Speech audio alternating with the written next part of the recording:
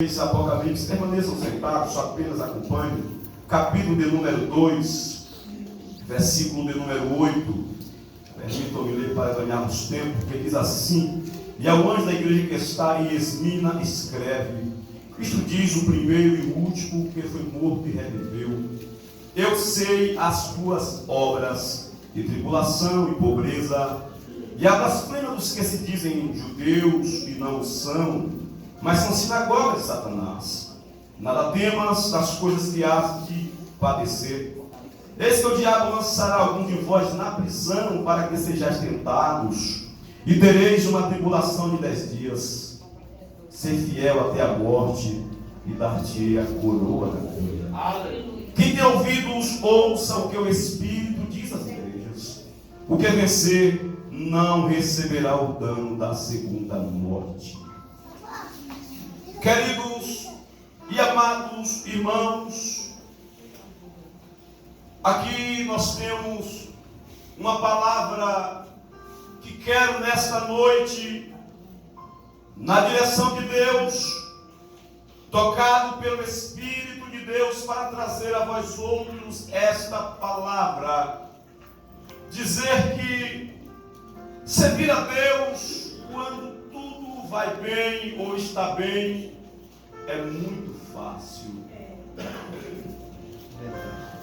É notório, os cantores, os compositores cantam e compõem letras nesta dimensão. Mas nesta noite, dentro desse texto que ora temos lido, quero trazer uma palavra: como servir a Deus diante das adversidades da vida, diante das intempéries que ora passamos, os infortúnios da vida que às vezes domina não somente a sociedade, mas invade a comunidade cristã também. Esta carta é a segunda carta daquelas 7 enviadas às 7 igrejas que estão na Ásia Menor. E que quero nesta noite, a partir desse texto, a partir dessa história, desta segunda carta, trazer uma palavra que nos anime, que nos desperte, que dê-nos um encorajamento a servirmos a Deus com intensidade diante das adversidades da vida, independentemente das circunstâncias.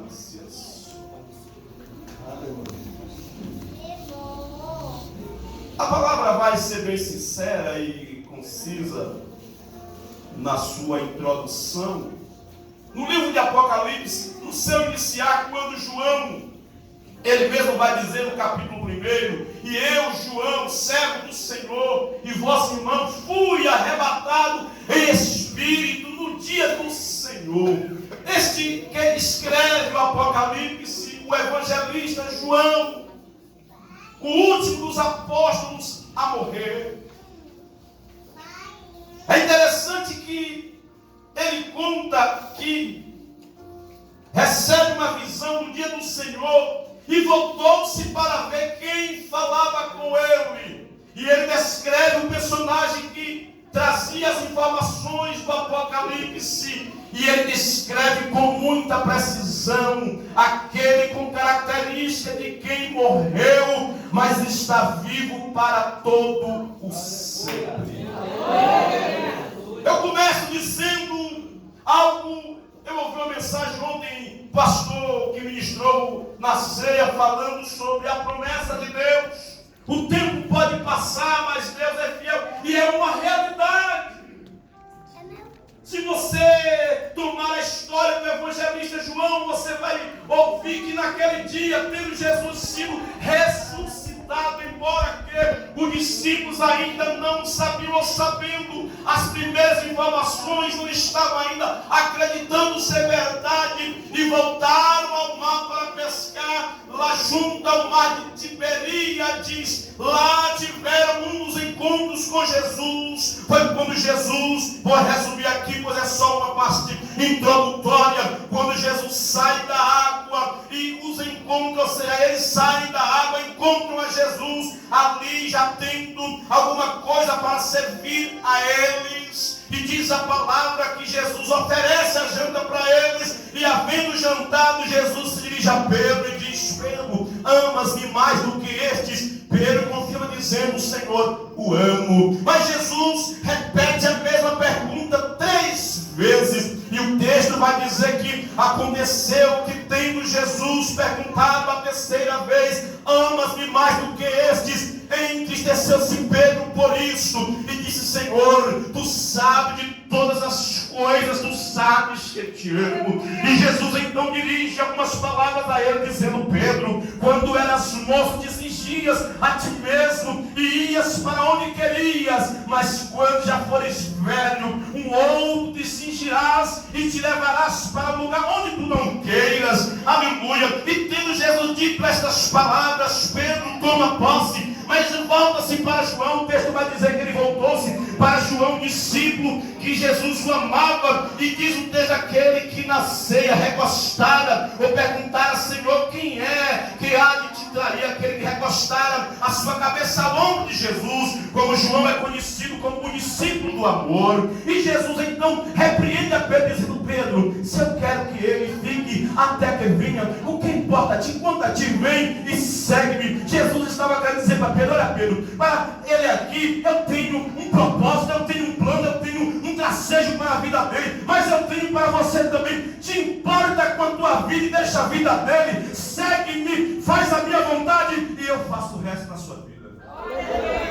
E às vezes é assim, às vezes a gente quer, até perdemos o sentido daquilo que Deus quer tratar para conosco, porque ficamos preocupados como será a chamada do varão, a chamada de alguém. Ei, Deus trata, Deus tem uma chamada, Deus tem a maneira de agraciar e de chamar cada um, de conduzir cada um. Quanto a você, segue ao mestre, ouve ao mestre, obedece ao mestre e deixa que o restante ele faz na sua vida.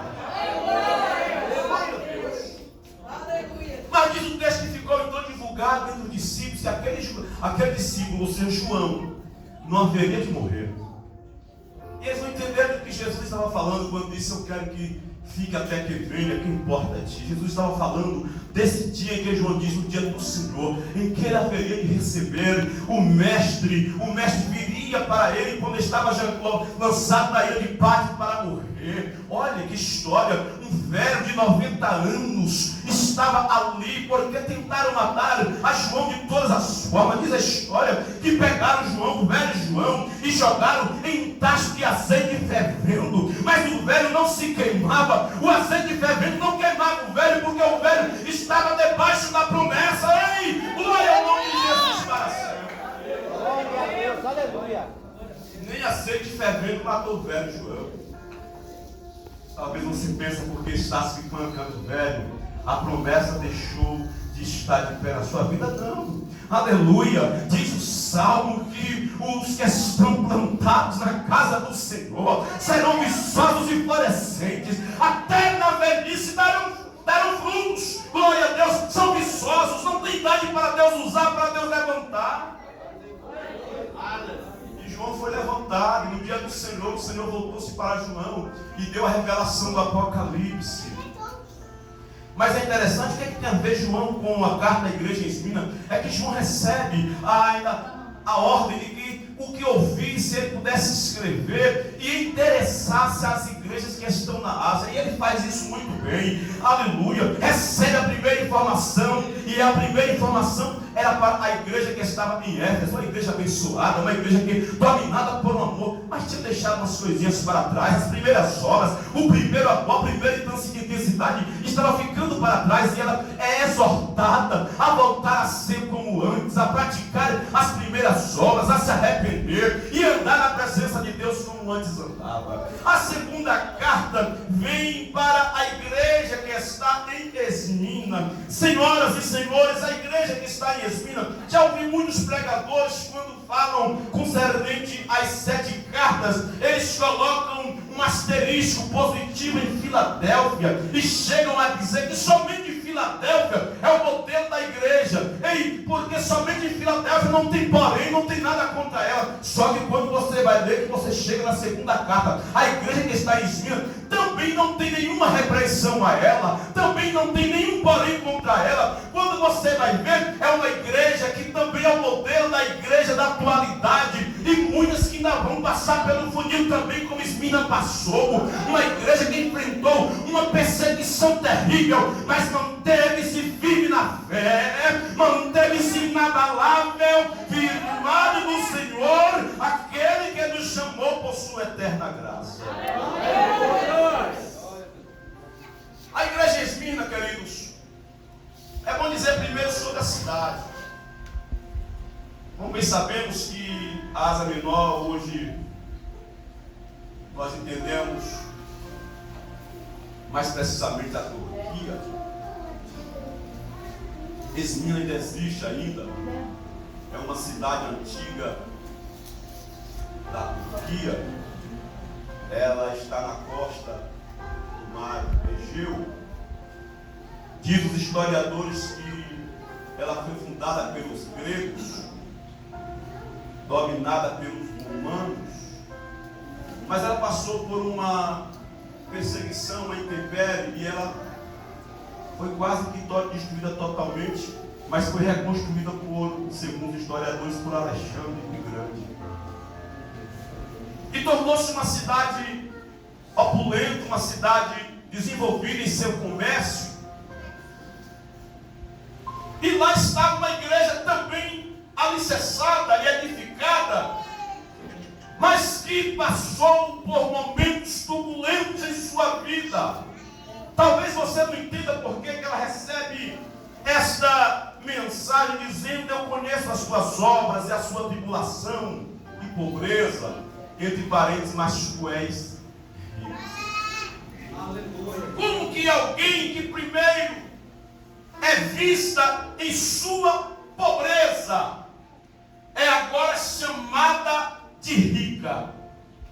E olha que quem está dizendo isto é o próprio Senhor, é aquele que diz: Ele é o primeiro e o último, é aquele que foi morto, mas está vivo, é o Cristo ressuscitado que está dizendo a ela: eu conheço a você, eu conheço a tribulação em que estás passando, eu conheço a tua intensidade aquisitiva, o seu vigor financeiro, estás empobrecida, mas tu és rico. Enquanto que você vai lá para a última carta, a sétima carta, a igreja que está em Laodiceia, também uma cidade rica, uma igreja rica, abastecida financeiramente, a ponto de dizerem: estou rico, enriquecido, de nada tenho falta. Mas o que foi bom que Deus disse para ela, dizendo: mas tu não sabes que tu és desgraçado, pobre, cego, miserável e nu, e te aconselho que compres colírio, dá certo para os teus olhos, roupas para vestir, para não mostrar a vergonha da tua nudez. Olha que contraditório ou contradição. Uma cidade rica, uma igreja rica, crentes ricos, abastecidos financeiramente, mas o Senhor dizendo: tu é pobre, e muito pobre, não tem nada diante de mim. Enquanto que a igreja em Esmirna, uma igreja empobrecida financeiramente. O que levou a igreja em Esmirna a viver em tal situação de pobreza financeira? A história do pastor vai dizer que houve a criação de um cartel na cidade, cartel comercial, que só podia receber a credencial de comerciante, seja para vender o que for, por menor que seja, se fosse credenciado. Aqui nós conhecemos como CDL, Clube Logístico, né? Lá era desenvolvido de total geral, mas só eles tinham semanalmente ou mensalmente algumas cerimônias pagãs, com orgias, com costumes inadequados aos cristãos. E se não participasse dos cerimoniais, não recebia o seu título para comercializar na cidade, mesmo que fosse para vender um picolé. E pior que isso, era uma perseguição diretamente à igreja. Quem não aprovasse tal situação também não podia trabalhar no comércio da cidade desse mundo. Foi isso que levou o empobrecimento da igreja de Esmirna. Só que uma igreja bem instruída e bem ensinada na palavra de Deus, ela vence as tempestades desta vida.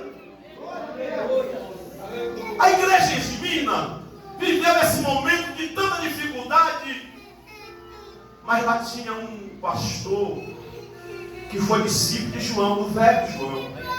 O velho João era crente. O velho João era primitivo, da igreja primitiva, que soube muito bem enfrentar a grande perseguição. Ele conhecia muito bem, principalmente os dias de Paulo, quando ainda era Saulo, perseguidor da igreja, o desencadear da perseguição nos primórdios da igreja. João sabia e conhecia muito bem e entendia que perseguição não destrói a igreja, perseguição não mata crente, perseguição não tira crente da presença de Deus. O que faz isso é o pecado. Aleluia.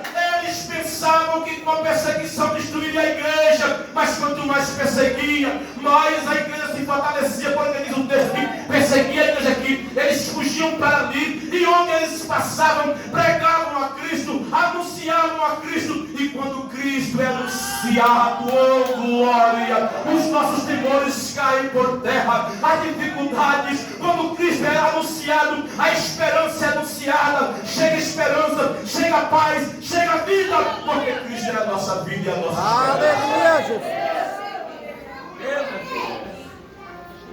O velho João era experimentado na perseguição, e os discípulos também experimentaram. Eu tenho certeza que o ensino desse pastor está sendo levado por vocês, que é instruído por ele. Tal igreja, tal pastor, tal igreja. É bom a gente adquirir o legado dos nossos pais. Isso vai ser de grande preciosidade para a vida da igreja. O velho João instruiu um cidadão por nome de Policarpo, que mais tarde é conhecido como Príncipe Policarpo, pastor da igreja em Esmirna. Quando você lê o livro dos mártires da igreja, você vai ver que a igreja cristã também considera Policarpo como um dos mártires da igreja. Ele era o pastor da igreja em Esmirna e preparou a igreja a servir a Cristo em qualquer circunstância, em qualquer perseguição. E a igreja aprendeu muito bem. Da mesma maneira que tentaram matar o velho João, tentaram também matar o bispo, o pastor Policarpo.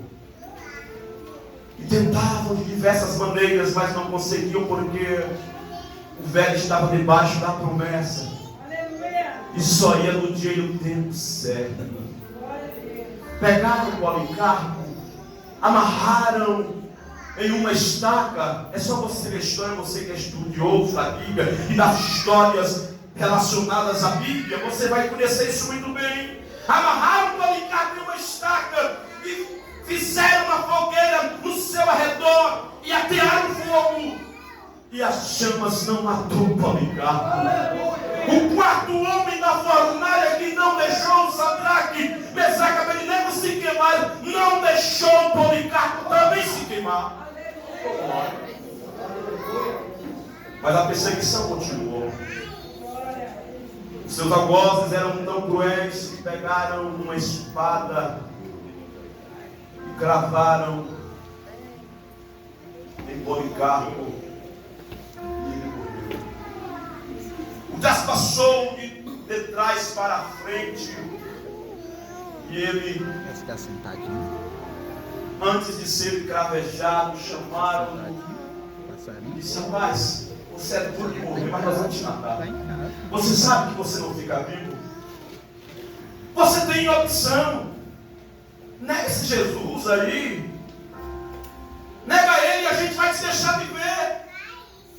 Palavras de Policarpo. Servi a ele durante toda a minha vida. E ele nunca me negou. Ele nunca me decepcionou. Eu jamais te negarei. Eu jamais deixarei de honrar o seu nome. Você está pronto para servir a Cristo mesmo diante da perseguição desta vida? E não teve jeito. Quando eles viram que Policarpo não se rendia, robusto na fé, então cravaram uma espada nele e ele morreu. Mas pensavam eles que, morrendo o bispo Policarpo, a igreja haveria de se enfraquecer. Só que não. A igreja continuou no seu dinamismo. A igreja continuou na sua intensidade de fé. A igreja continuou lutando e perseverando e acreditando que Deus, o Senhor, que os chamou por sua graça e por suas misericórdias, cuidaria deles, não deixariam os morrer de fome e permaneceram-se fiéis. E eles recebem esta mensagem: eu conheço a tua pobreza, mas tu és rico. Oh, querido, a igreja e esse menino aprendeu muito bem como Jesus foi bem sucinto em suas palavras quando ele disse que onde estiver o vosso tesouro, aí estará o vosso coração. A igreja e esse menino entendeu que as palavras do mestre eram palavras fiéis e verdadeiras, dignas de aceitação. Eles entenderam que Jesus um dia disse, aleluia, que quem perder a sua vida achá-la, mas quem ganhar a sua vida por amor a Ele, ou seja, quem perder a vida por amor a Ele, achará a vida eterna. Tem muita gente aí pensando que está ganhando nesta vida, mas está perdendo a vida eterna. É melhor você perder. Perde aqui, mas ganha lá. Oh glória! Jesus disse também que o reino de Deus é semelhante a um homem que tendo um tesouro escondido em determinado campo, ele foi lá, vendeu tudo quanto tinha e comprou aquela herdade por causa do valor incalculável daquele tesouro que estava naquele campo. Oh, meus amados e queridos irmãos, esta igreja está caminhando para o céu. Nós entendemos que lá está o nosso maior tesouro, lá está o nosso maior bem. Então, queridos, se é lá que está o nosso maior bem, coloca o teu coração lá. Oh, maravilha, quando entendemos isto. As lutas não nos tiram da presença de Deus, as dificuldades também não. Venha o que vier, aconteça o que acontecer, nós estaremos como Jó dizendo: eu sei que meu Redentor vive e que por fim se levantará sobre a terra. Oh, glória! Aleluia! Glória a Deus! A igreja em Espírito era rica. Do ponto de vista humano, empobrecida, enfraquecida, estou fechando a Bíblia. Mas tinha um tesouro escondido lá. Mas tinha um depósito lá. Eu quero te chamar nesta noite a depositar nas mansões celestiais.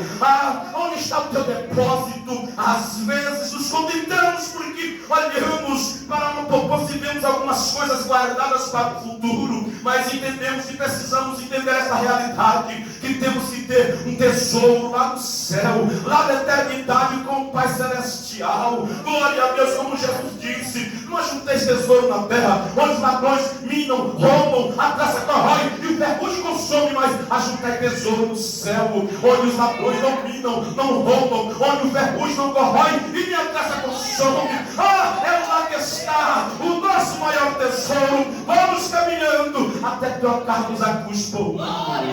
Oh, glória a Jesus, aleluia! Estou encerrando a mensagem. A igreja espírita não se abateu e recebe uma mensagem de encorajamento. E infelizmente não recebeu uma mensagem de encorajamento somente para aquela hora, mas o pior era para as coisas que haveriam de vir. Ele chegou a dizer: olha, vai vir aí uma tribulação ainda maior, pois ele diz o seguinte: O diabo vai lançar algum de vós na prisão, para que sejais tentados. Vocês vão ter uma tribulação de 10 dias, mas permaneçam fiéis. Quando ele diz um número exato, 10 dias, não é que é somente uma contagem de 10 dias, mas o número 10 aqui representa que aquela luta tinha um tempo determinado para passar. E é isso aqui que eu quero vos encorajar nesta noite para encerrar a mensagem. A luta que estás passando, ela vai passar. Não é para toda a vida. Tudo passa nesta vida, mas o amor de Deus permanece. Aleluia. Ah, pastor, mas está demorando, mas vai passar. Ah, mas eu não aguento mais. Você vai aguentar. Você vai entender que você, com Jesus, é mais forte do que você mesmo imagina. Vai passar, vai passar. E eu faço o que então? Somente seja fiel. Seja fiel até a morte e dar-te a coroa da vida. Glórias a Deus. Aleluia. E aqui eu encerro dizendo: a igreja de Minas enfrentou tamanhas dificuldades, mas naqueles dias ela não sucumbiu na fé. É aqui que eu quero, para encerrar, contextualizar algo dizendo desta igreja. Talvez eu seria taxado como douto e dizer meu pastor, pregador, dizer que alguém vai passar por luta, por dificuldade. Mas olhando para o cenário nacional, nós que estamos, parece que mais de rosa que aço, que estamos. Antes de Jesus arrebatar a sua igreja, quem lê, entenda, quem estiver sintonizado em Cristo, entenda, pelo Espírito de Deus que nos guia. A perseguição está bem na nossa porta. Ela é sorrateira e ela chega disfarçada. Dentro dos projetos políticos estão aí tramitando e alguns já aprovados projetos de leis que combatem a nossa fé, a moralidade, os princípios, os valores morais e cristãos. E aqui eu digo para vocês, partidos, estou pregando política não, estou pregando a realidade da igreja em si. Partidos tracejando ideologias e ideias que confrontam a minha fé e a tua. É verdade. E eu quero abrir o teu olho aqui para entregar o mesmo microfone ao pastor. Fica ligado no Senhor, crente. Faça como a igreja de Esmirna. Não seja como Esaú. Não troque o teu direito de primogenitura por um prato de lentilhas. Porque a política está trazendo propostas que combatem a fé e a igreja. E tem crente por causa de valores, esquecendo das ideologias anticristãs que está vindo junto. Isso aqui é Bíblia. Eu não queria, mas Deus me incomodou outro dia. Se você não tiver coragem, porque alguém vai dizer, o pastor está falando, eu não estou falando de política. Deus nos chamou para ensinar, para pregar, para falar as verdades de Deus. E se nós aqui não ensinarmos, o mundo lá fora não vai te ensinar. Então recebe isso aqui que é de Deus. A política, dentro do processo político, estão projetos de lei para esmagar. Se você soubesse que o Brasil, se não souber os cristãos, porque nós cristãos temos hoje em nossa mão o potencial para mudar a história desse país. Já deu uma melhorada assim. Tem muita gente que não gosta disso não. Mas quem é contra a fé, quem é anticristão, está vindo como uma avalanche para destruir a igreja. E tem muita gente tentando justificar e tentando dizer que nós estamos errados. Eu lembro essa carta à igreja de Minas. Deus me levou para o processo político brasileiro. Acredite, você não. Se você acreditar, é problema seu. Se você acreditar, também é problema seu. Que bom se você acreditar. Deus me levou e me conduziu à política. Eu tenho cuidado para não falar isso. Mas é dentro do processo político que está vindo a maior perseguição à igreja. Porque é de lá para cá que vêm as leis que dá às autoridades o direito e a ousadia de querer barrar a gente e fazer muita coisa. Só que vai chegar, mas ser fiel até a morte, porque a coroa é garantida. Que Deus em Cristo abençoe-nos maravilhosamente.